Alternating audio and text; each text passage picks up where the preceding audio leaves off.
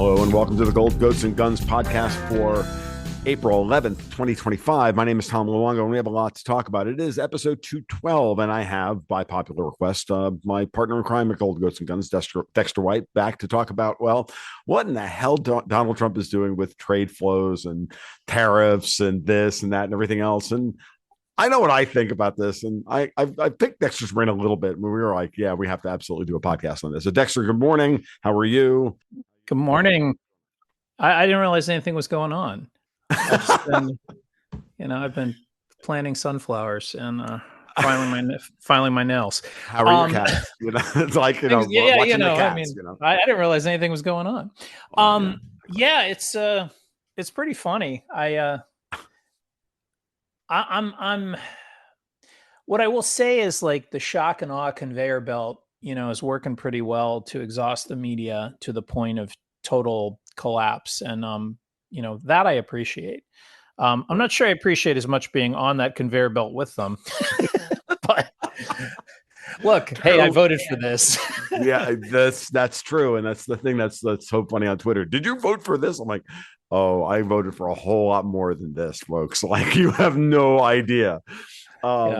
So the conveyor belt is a great metaphor. Don't underprice it. The media has like lost the plot completely, and it's so obvious that they're playing them like fiddles. I see a kind of round robin thing. Like, well, this week we're going to talk about tariffs while we get other stuff done in the background. Then next week we're going to talk about Iran, and then next week we're going to talk about Russia, and then the week we're going to talk about something else. And by the time they've coordinated on Friday, because we're doing this on a Friday, so the Emily's List talking points for Monday are going to be hilarious because we don't know what they're going to be, right? But we also know by Wednesday Trump will have it worked out, and then he'll destroy them, and it'll be hilarious. I think that's kind of the first thing we should talk about, and that's is the messaging bad or not? I mean, I will say that instinctively I feel like they could have done a better job. I mean, actually, I'll put it another way. Trump could have done a better job at the lead-in. I think Bissent has gone and done the talk shows. He did Tucker. He's done some other things that I've seen. I don't remember where, but he's been on point, very clear, very understandable. Believe it or not, I know some lefties in my life, and I sent them the Tucker video, and I said, "Oh, don't worry, Tucker doesn't talk much. You can get through it." And even lefties were. I mean, I find Tucker annoying at this point. I was like, don't worry, he doesn't laugh. But like the Bissent sit down with Tucker, really, I think it didn't make them like what's happening, but it made them understand it a little better and like kind of talk them off the ledge. Right. Because what was interesting is they were all like worse than I've never ever seen them, because the media has just ginned up the hysteria so much that they've moved into total derangement. And the thing is the media, I think, is no longer even focused on their goal of programming the populace. They've now gone total like Joy Reid solipsism. Like they're just they can't even get their own bearings, let alone know what they're supposed to be doing. And half of them have been fired. So, that's of course great.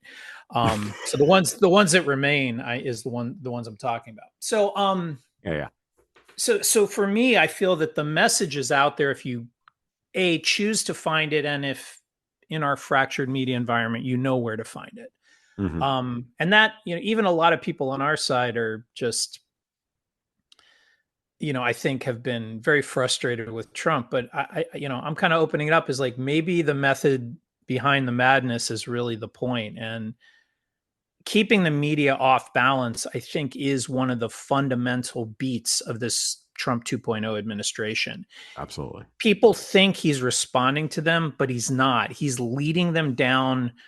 He's leading them down hallways that they paint themselves into the corner in, and then just start screaming and pulling their hair out. And then he's in the next hallway, goes, "Hey, I'm over here. Exactly. And you're just like, is he doing this? I mean, is he playing them this much? Because all I can think is during this entire market chaos regarding the tariffs, they've almost got a budget passed. And what else have they gotten done in the background? I don't know, but like that's a pretty big misdirection and success in my view. It is. Well, no, you're absolutely right because they just put out. I just watched I just read through a thread with video clips of each of the cabinet members. They did their cabinet meeting with their 5 talking points about what they did this week, right? And there's some pretty significant shit in there, and not the least of which is like Gabbard at the NI, like making it abundantly clear that we have the smoking gun that the Smartmatic voting machines are hackable, and this is sincere now. This isn't just, Rudy Giuliani and Sidney Powell screaming, into the void. This is now the director of national intelligence. So, and then Wisconsin passes voter ID. Like there's a lot of little things that are happening. They're not sexy, but they're the stuff. They're the kind of building blocks of what needs to get done Because the reality is, I think, everything else is like, okay, the $150 billion in savings that those just found, the blah, blah, blah, blah. All these things are great. But if we don't fix the election system, all of this is for naught. And the best way to get Wall Street on your side in terms of thinking and the investor class on your side and thinking in terms of they can create a durable thing here. This isn't just, turmoil for turmoil's sake.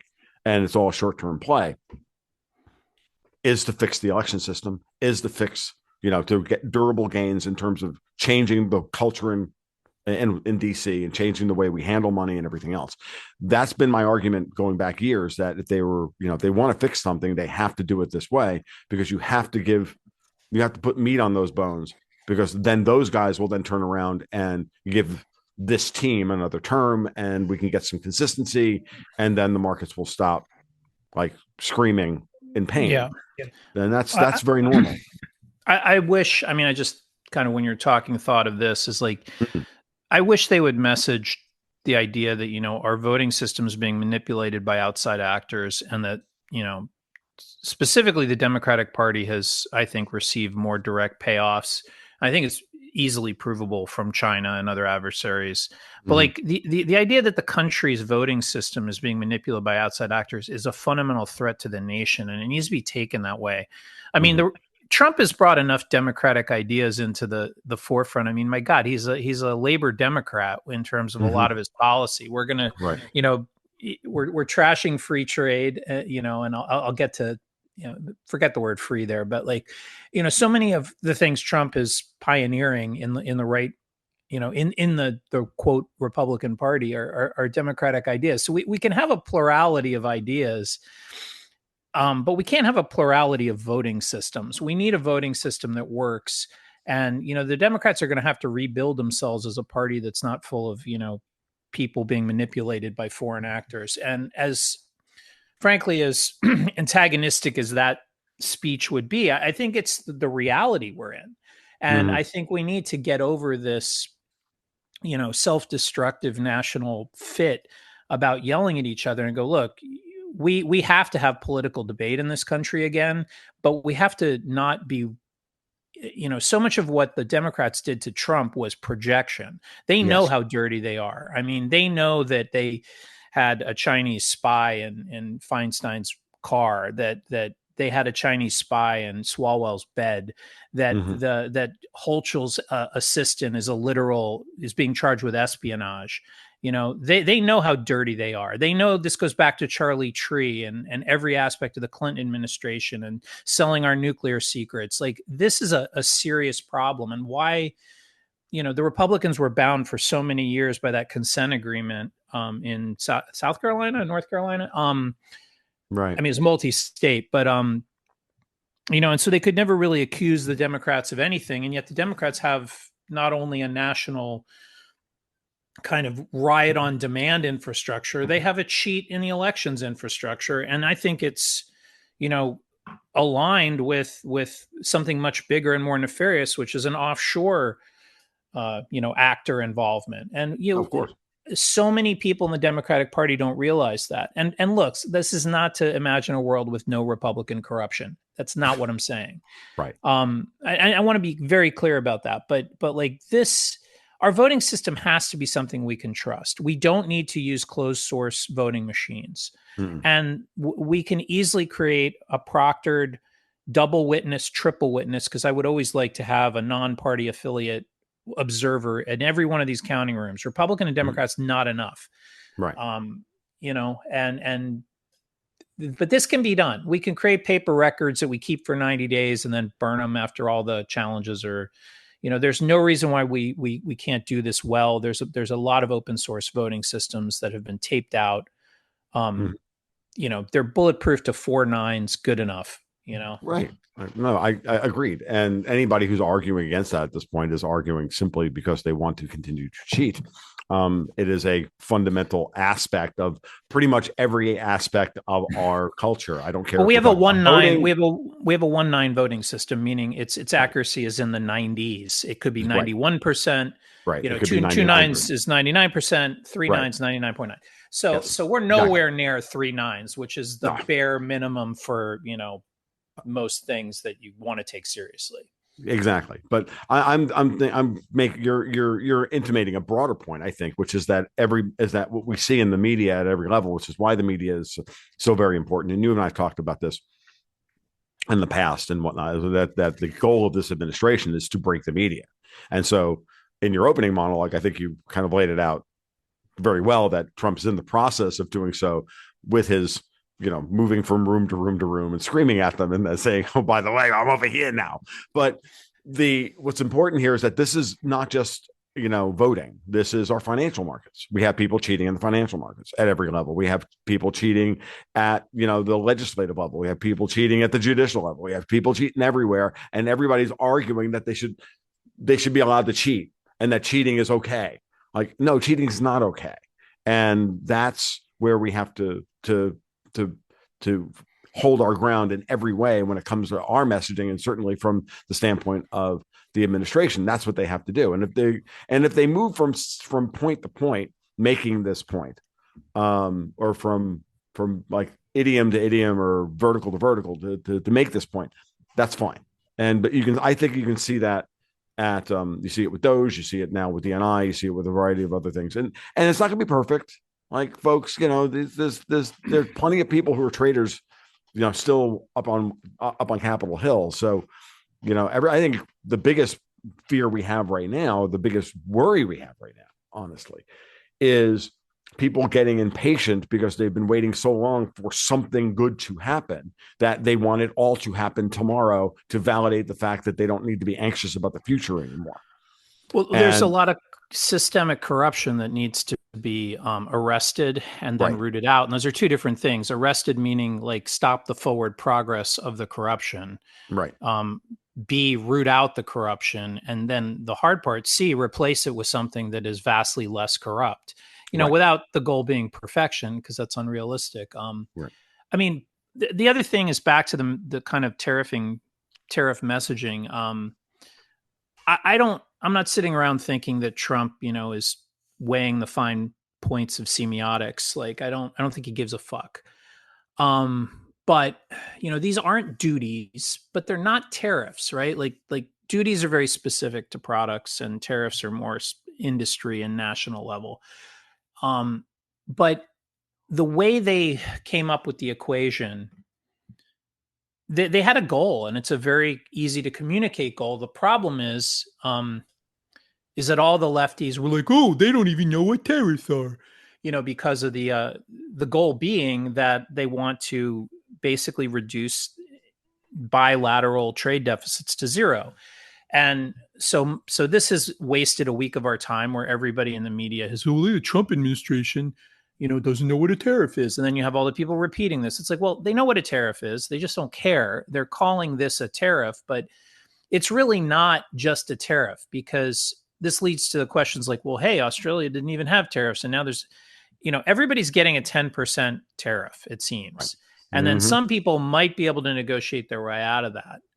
But the key thing is there's a lot of goals here with one word. And I think, they could have done a better job there. And they also, I think, really can sell this. I think you lay it out. You say, look, some countries are very restrictive on certain industries. Cars are a great example. They put a big tariff on our cars. It's 40%. We only have 10% on theirs. So we're matching everybody in the world sector for sector. And I think everyone could be like, oh, okay, that's easy to understand. And then, hey, we want to drop the tariff to zero. Okay, and I want to talk later about whether this all leads to global free trade or something else. And Mm-hmm. obviously we're going to have to talk about whether free trade is attainable, if we've ever had it, or if, and what's been the real meaning of that phrase all these years. Right.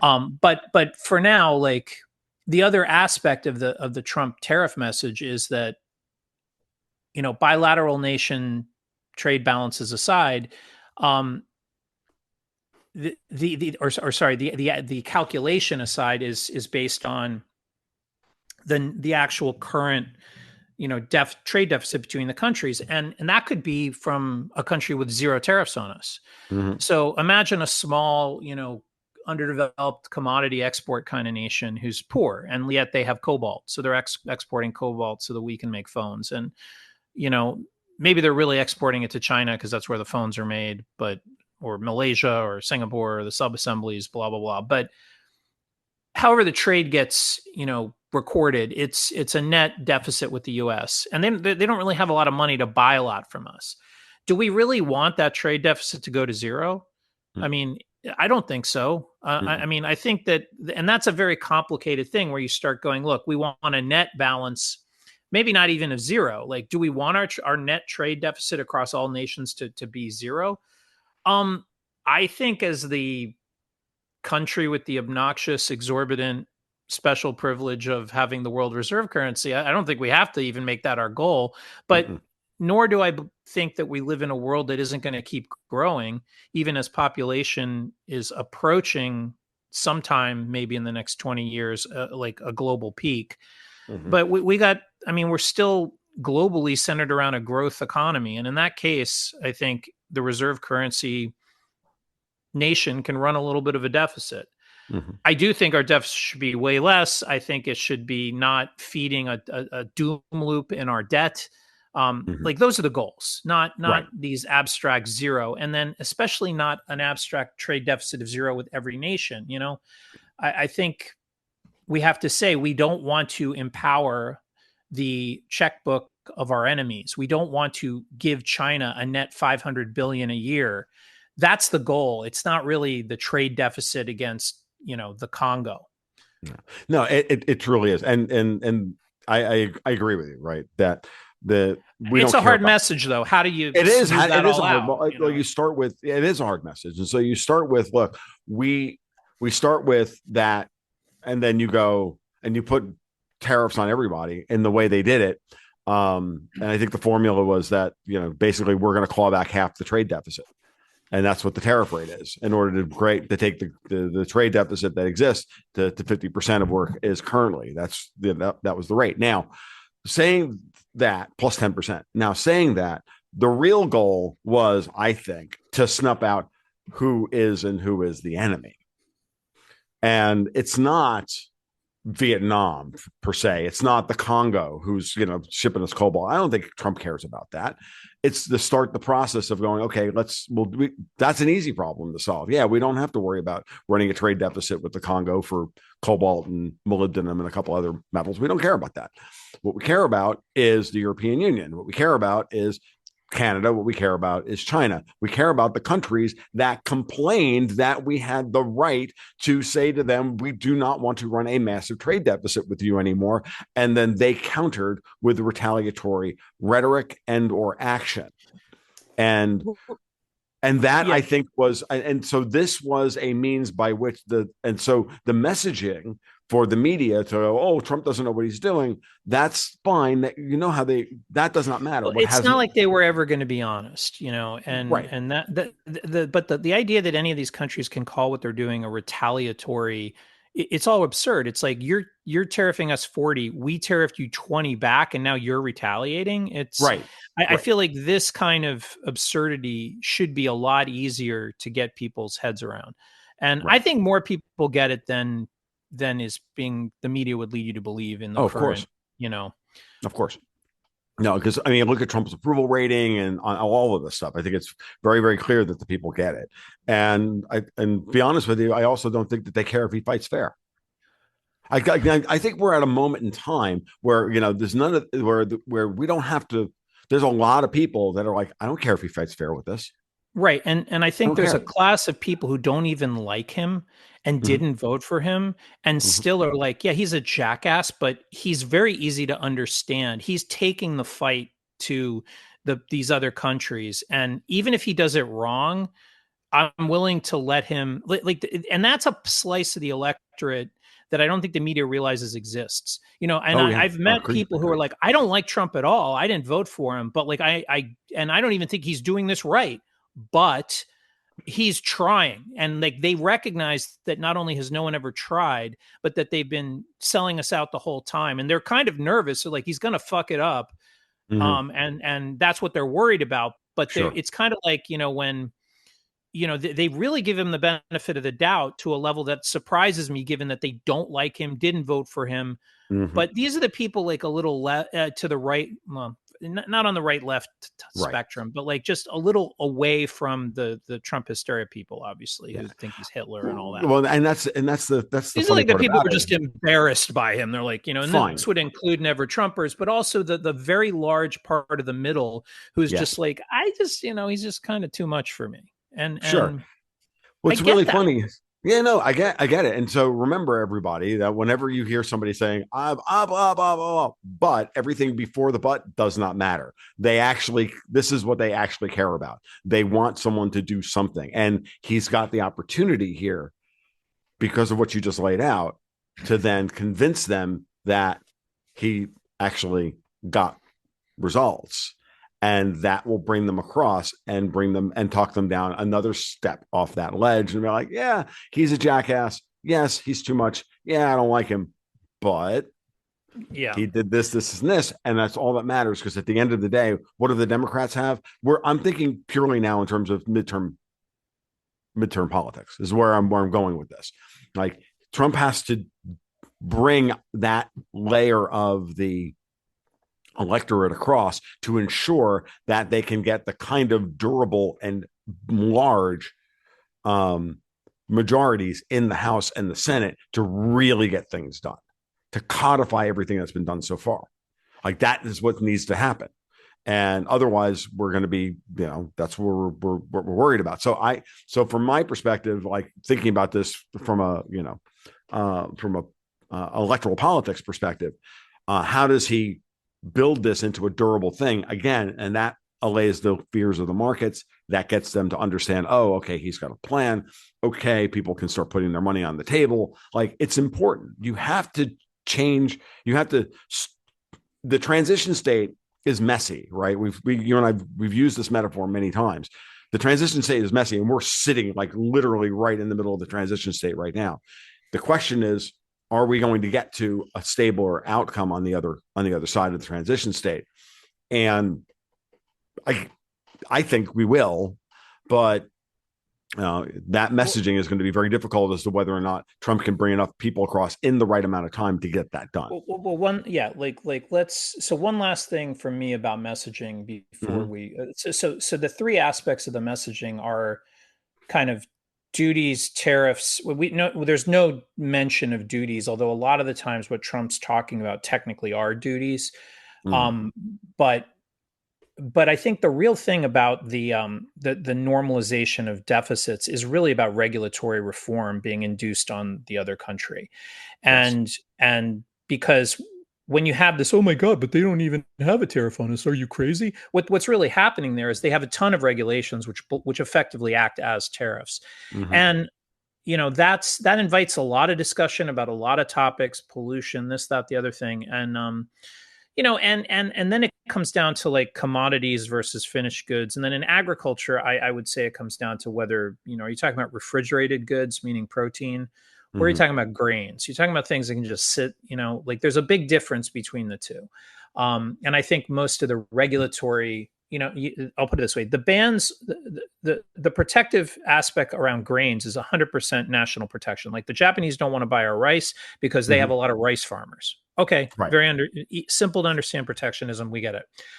The Europeans don't want to buy our chicken because it's soaked in chlorine, but is that really why, or is that just the excuse? Mm-hmm. Europe has very high standards allegedly for all these things, but you'll find that the exceptions, accrue always to the Europeans. Right. So Have they done a great job talking about that piece of it? No. And is that piece a really big element in getting some of these deficits to trend more towards positive, or just trend less negative? I mean, whatever the real goal is. And I think that that's inevitably part of it, because the messaging has to anticipate that the media will say, well, look, the tariffs have been equalized. What's your problem? Like, and we have to cut that off before it happens. Mm-hmm. You know, we have to shift the conversation towards the idea that, you know, and I think this is where we should segue into, has free trade ever been real? What is free trade? What is, you know, are we going to take an honest appraisal of our national competitive advantage outside of financialization, and also admit where we don't have it and say, yeah, we're going to be a net importer of that. Mm-hmm. And like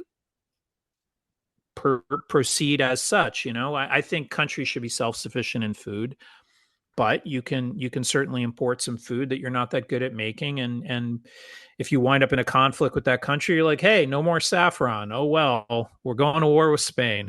Like, you will, no more yellow rice, sorry. You know, yeah, it is what it because is. America's really bad at growing saffron. And you know, as an absurd example, but actually, you know, I mean it. You know, trade is a luxury in many ways. A nation should be 80% self-sufficient in everything. You know, Yep. to be a stable, and you know, we have a lot of, yes, small kind of anachronistic nations that wouldn't exist if it weren't for the breakdown of former colonial empires. Get it? That's not this podcast. Like the platonic ideal, whatever, of a reasonably keep my mouth stable shut. nation. Yes. Yeah, blah blah blah.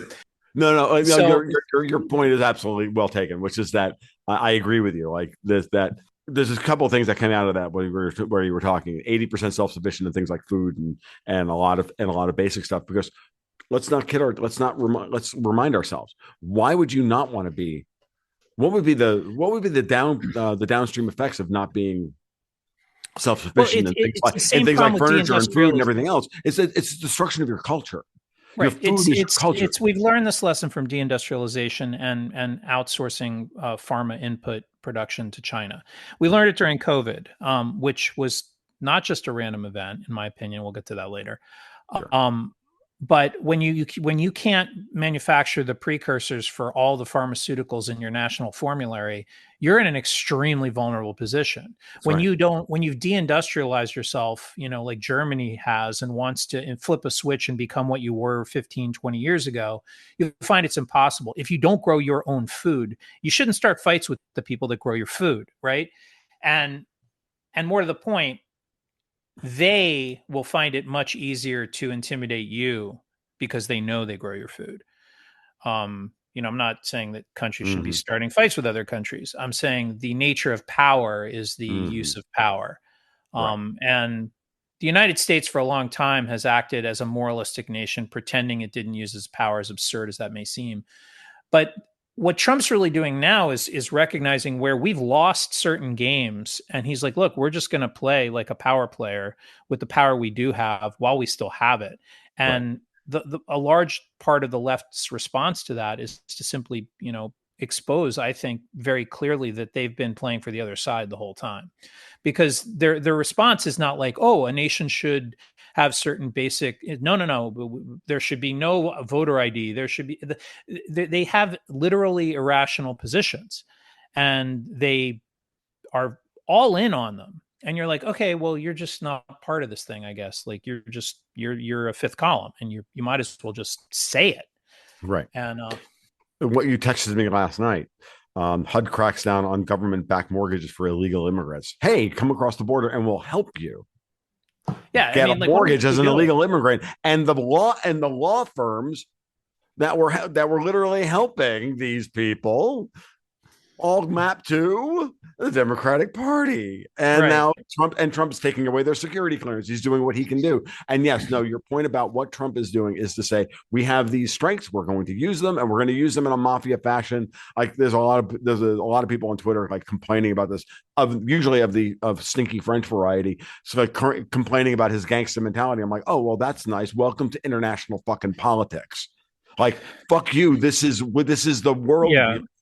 Go talk to Americans who don't know what a colonial nightmare France was and what complete assholes you people can be, because like that's a different American than these two. Sorry, It's in its Pierre. entire podcast. You and I pissing off about the French. No. I mean, but not in this like freedom fries way. It's like Right. No. you guys are an incredibly I mean, granted, both nations threw off a certain level of common past oppression of royalty around the same time, but Right. France was a much more explicit. I mean, America's barely a colonial power in any way. Right. The Philippines, Nicaragua, whatever, but like in the 1800s, I mean, we colonized with dollars, but What empire ever sent its riches overseas to everybody else? Right. It's every empire that's ever been has been to arrogate all the riches of the world to itself, and we turned around, we became an empire and gave it all away to everybody. Maybe we were never the empire. well, we do arrogate it all to ourselves, but we don't enforce quality. So we import the world's product that's like a lot of it's garbage, and we've given up excellence. We've given up so much of our complete dominant role in machining and manufacturing that Right. and like I'm not saying Germany wasn't very impressive in their heyday, but both nations have been spun off.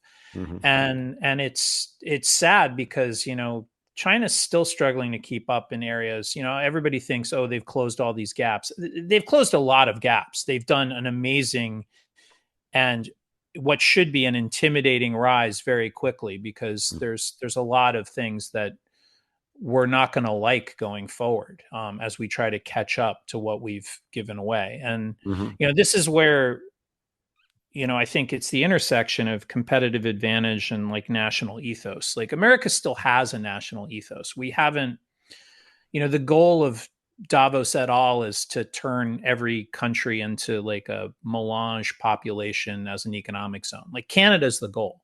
It's a country that's already been turned into a post-national, like non-ethnic consumption zone, albeit with a carve out for some annoying French people. But in general, like Canada has no, I mean, and I know it's funny to even think of a Canadian ethnic identity, which is, basically, I'm not American, eh? But, like we used to know what a Canadian was, even though we made fun of them. And, people, Americans don't have culture. Oh, okay, fine. But, you knew what we were. You knew what Canadians were. Like, you knew what Europeans were even 15 years ago. But now you go to London, there aren't any British people there. Right.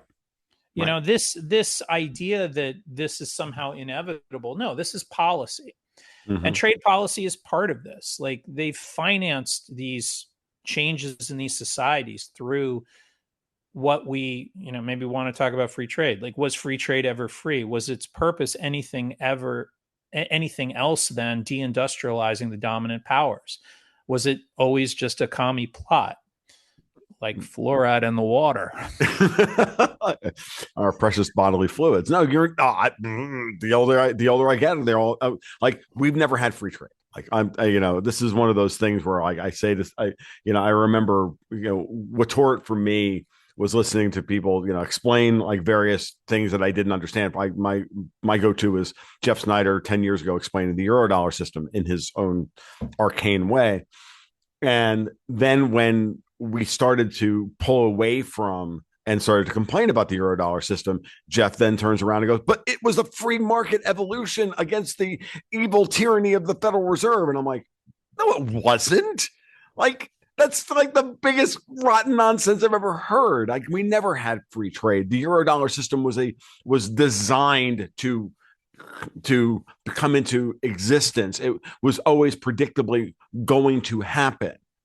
Yeah, there were free market aspects of how it was grown, but it was grown in a very controlled environment. This was a petri dish with infinitely high walls around it, and then free market stuff happened in the reaction vessel. This is not free trade. The Eurodollar was a way to like put slack in the accelerator cable of dollar liquidity that was controlled by the United States, primarily through the Fed.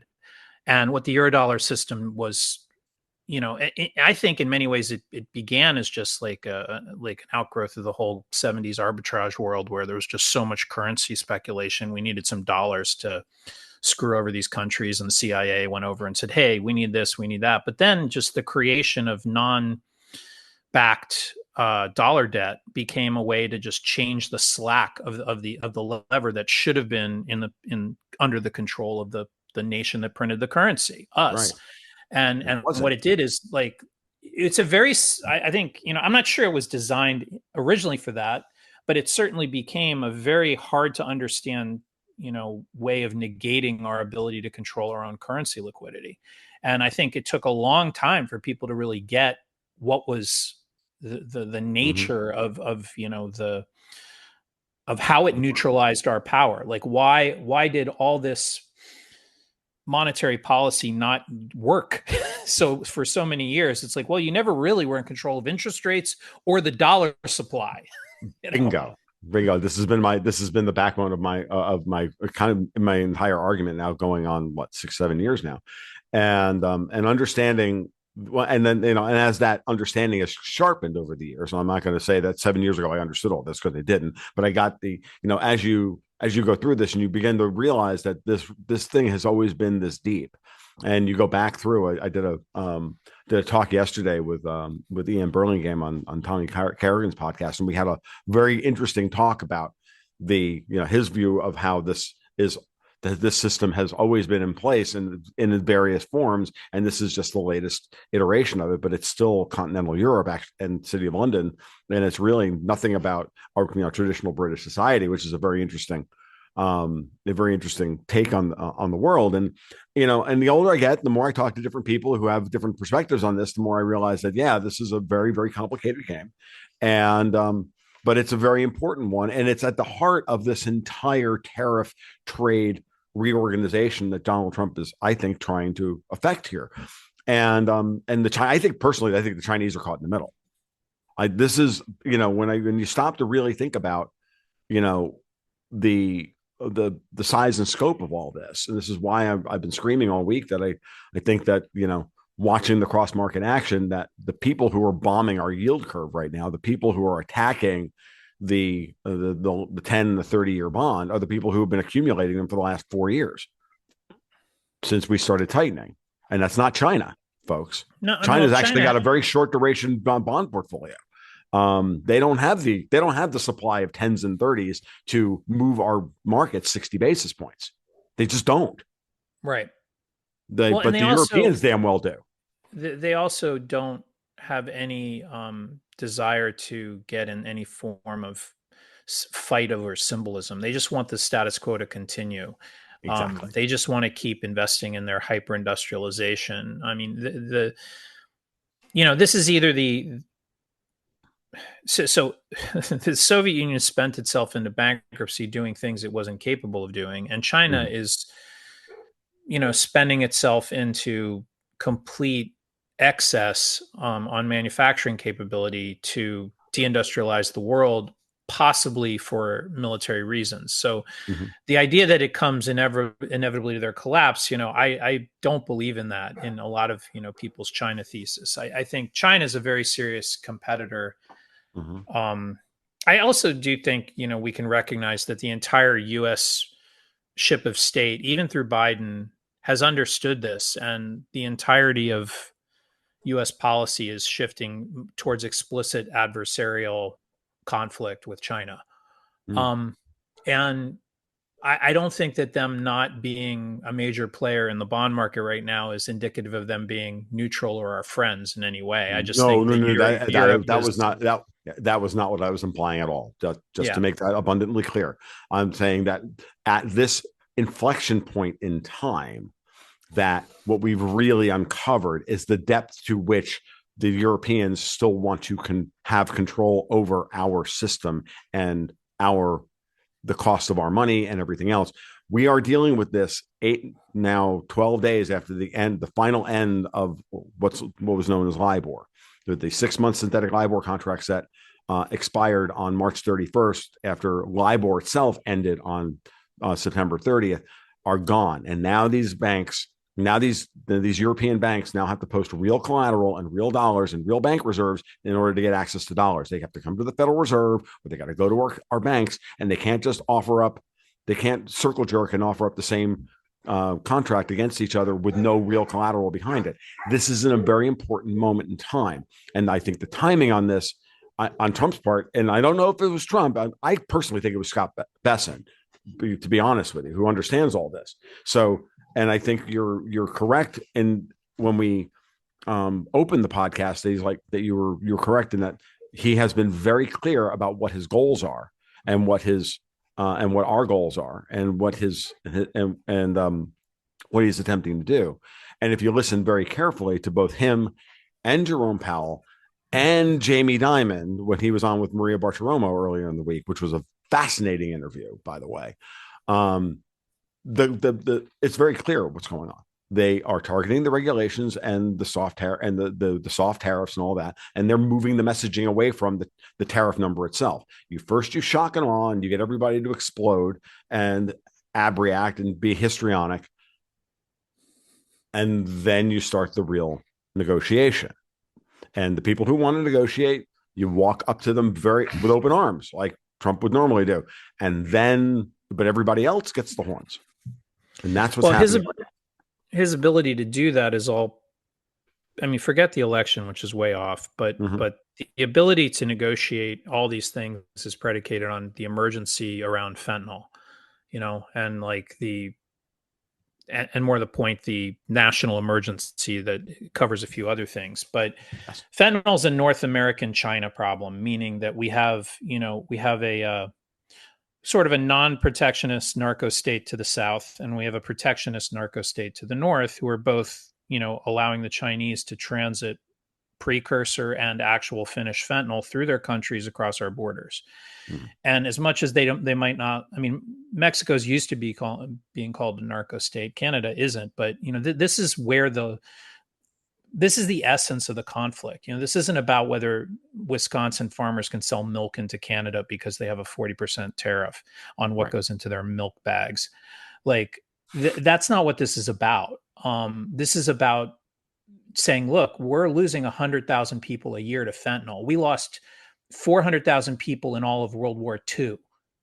Yes. That was about 100,000 a year. 58,000 in all of Vietnam. We are fighting World War II right now. And we're literally in a perpetual level of death.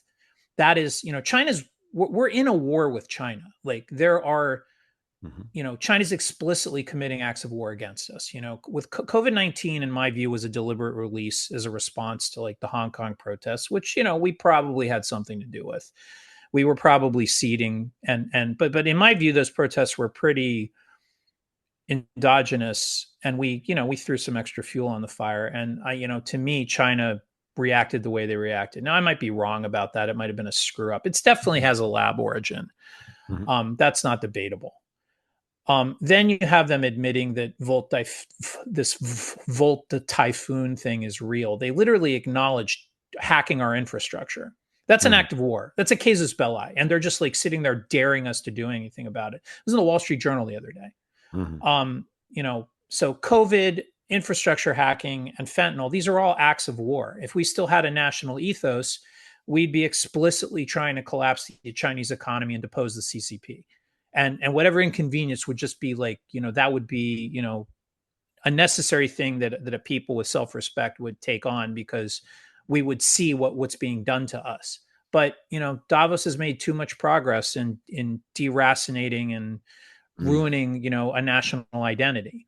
And, Trump is sort of the last vestiges of an instinct to say no to that, to say, no, we are a people, we have a national interest, but we don't have in Trump, honestly, a charismatic leader that creates, like, it's about him. Like, we have to be honest that in the end, that the movement around Trump is, in many ways a cult of personality. And I don't think even in a bad way, like every leader who's revered, there's a cult of personality. That isn't a pure pejorative, although that phrase has been used that way. But like Trump needs to really, and I think he has the elements. Like he has the elements to, say this is about giving jobs to the coal workers and, you know, having national, like all the elements are there, but we need to do some work. You know, I think part of it is just saying, look, you know, this is all about securing North America. You know, if these neighbor countries want to be proxies for China, whether through the fentanyl trade or basically violating the spirit of the USMCA, like look at NAFTA. Trump was talking the other day about the 90,000 US factories that have closed since NAFTA. Well, one of the things we did when NAFTA became the USMCA is we said that I think this was just for cars. Like we went from 60 to 75% North American produced content, meaning for a car to be not tariffed, right? And so, but all the Chinese did then was invest heavily in Mexican auto parts factories to get around that, because you know we were trying to block the Chinese auto parts. Now the Chinese are making their auto parts in Mexico with their own equipment, and listen, you know, and I don't know that they've done like the worker importation like they did in Italy. Like a lot of the made in Italy fashion goods that people think are so nice are really made by China. That's where COVID spread so much in Italy, by the way, allegedly just because Chinese workers, you know, brought it in on the plane in their lungs. But, you know, it's also, you don't have thousands, tens of thousands of Chinese workers in your country without having at least a couple thousand CCP agents, by the way. Right. So, you know, anyway, my point is that, you know, this is part of the entire story, and that story is entirely like Congress can take this authority away if there's not this emergency. So the more we message the emergency, and frankly, the goal should be to stop fentanyl. This should be a national, like, moonshot type thing. We can't tolerate this anymore. Yeah. And people need to get their head around that it's unacceptable that 100,000 Americans are being killed every year by addiction, which is bad enough, but addiction fed by a hostile foreign country that is not our friend in any way. And why that's even controversial to say is just, I mean, it's an absurdity to me. And it is also a sign of, you know, this decay of our national character. Like, what nation would have to be rallied to such a cause? What nation wouldn't just know that was an evil affront to its very existence and just react immediately to the knowledge? Like, why does it take it boggles my mind. And it's, you know, honestly, that's what scares me about how much progress, you know, the globalists have made. You know, they want a world of deracinated consumers who take orders. Yep. And I don't think Americans should give that to them. I absolutely agree. As a matter of fact, I think that interestingly enough, let's go back. Scott Bessent's messaging has been very simple. China can't get into a trade war with us where they don't help. They're not in a position of power. We are. The deficit actually puts us in a position of power. We can collapse them. They need us more than we need them. That is in many ways. So that's the messaging that has been coming from him. It's so what you're really touching on and all of that, which was great, by the way. Because I don't think I've ever heard you. We've talked a lot, you and I. I've never actually heard you like put it all together like that succinctly. So that was fantastic, because what it's telling me is that it's very clear that we have that up until a few, I don't know, a very short period of time ago, a clear convergence of Chinese Davosian attack, that this is one vector of attack against, you know, everybody, against the populace in Italy, the United States. It's also happening against the UK. And so, and they've already been successful in Canada, as you've laid out. So yes, we are at a perilous moment in time, and it's now time to, and you're going to fight back. You fight back a little unfair, and you fight back with the tools that you have at your disposal. And we still have a lot of tools, and don't let anybody kid you. And what has been bothering me this week, watching the financial part of this war play itself out, is that it's very clear that the Europeans are using their financial leverage and their financial power to create chaos and to undermine what we're doing. So it's another front. You have all the stuff that you just laid out. Then you take then you add the financial power. right? And this is the last gasp attempt in my mind of them trying to get control of the pricing, the offshore pricing of dollars around the world by setting off effectively nuclear weapons within the financial markets that have been sitting there. I'm gonna lay something out for you because I don't think you and I have actually talked about this yet. I've done this on a couple other podcasts. I'm gonna just give me a couple of minutes and bear with me. So we have these hedge funds putting on these fucking idiotic basis trades where they're picking up nickels in front of a freight train in order to play the spread between treasury futures and spot treasury. And the only way they can make any money at this is to lever up 20 times. Right. Right. So that means a 5% move against you and you're wiped out. Now, I'm sorry, but these are major players that have been caught with their pants down in this type of trade multiple times in the past.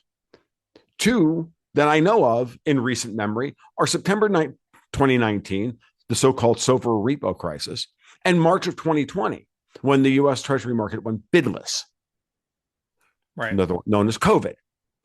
Both of those required the Fed to come in and deal with the market. I'll bet you there was another one of those in January of that year, if I go back and check, when Draghi and Powell had to reverse themselves when right after Powell raised rates in December, and then Powell had to cut in January. There was a big dislocation that early in that year. Now, there were other things going on in the markets at that point in time, but understand that this is part of the background. And I have to ask a simple question. Who the fuck is giving money to these same goddamn hedge funds to put these same stupid fucking trades on over and over and over again? Where does that money come from? They've already blown themselves up half a dozen times, for fuck's sake, and yet the money keeps flowing in. And the trades keep getting bigger. So now you have to ask yourself the question, this isn't incompetence, this is vandalism.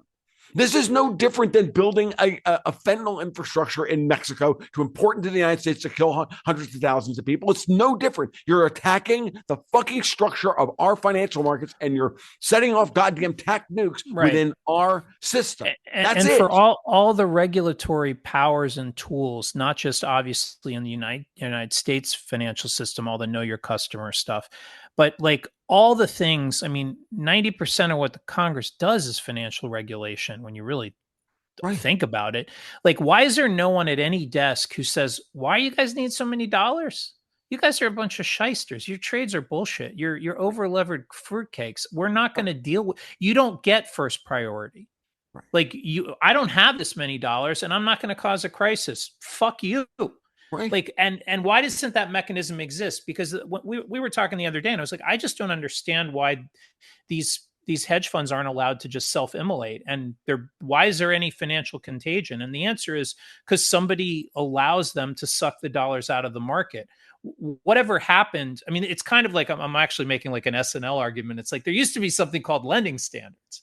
You know, you're right, you're right to the money. No, I mean, I'm serious. The idea, I know, like that money flows freely without thought. Like, oh, I have a bearer instrument, give me everything. It's like, well, no, you're a participant in a global market of liquidity, and we know who you are. You're a scumbag who's out there doing highly leveraged scumbag stuff. Like, why not? Like, no, you're gonna actually default on all these positions. People are gonna foreclose on you.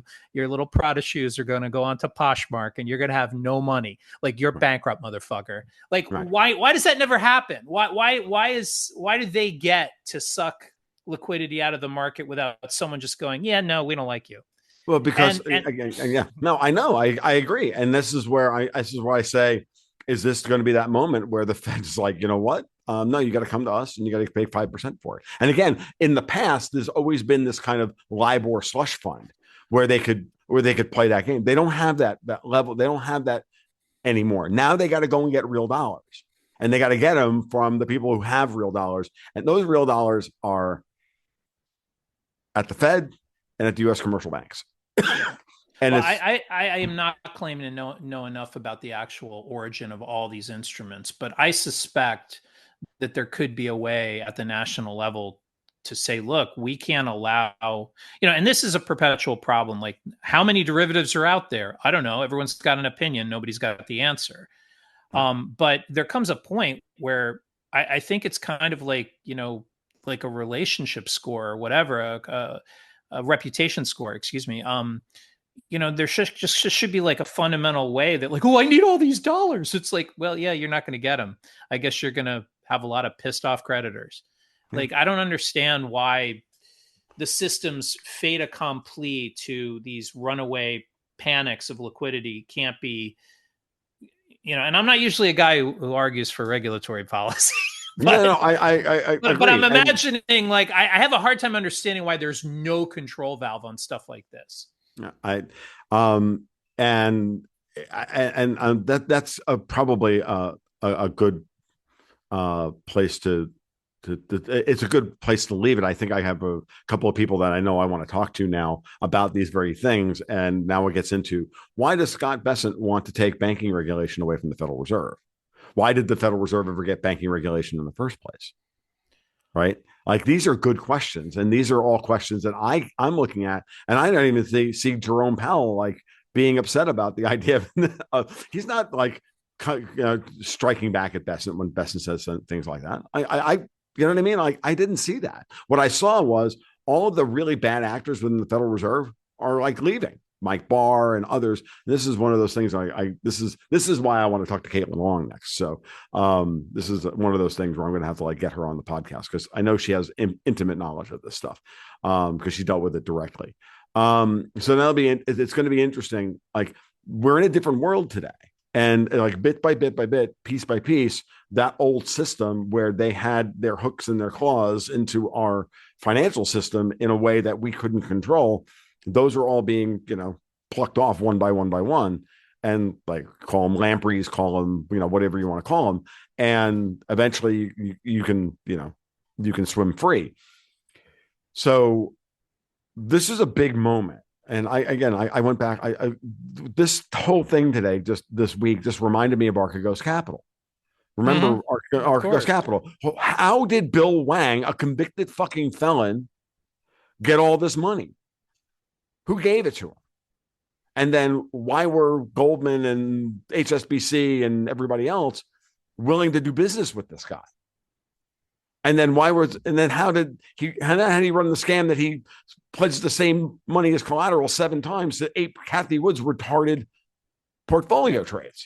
Yeah, or how did Silicon Valley Bank, to keep on the domestic side, like for all the regulatory power, where whoever has it, the Fed or someone else, like, no one's checking the work here, Right. like everyone says, well, that level of risk for those types of accounts was not possible. I was like, yet it was. Right. And this is where there's, the moral hazard of the FDIC and all the other programs of, we presume competence, and we also presume,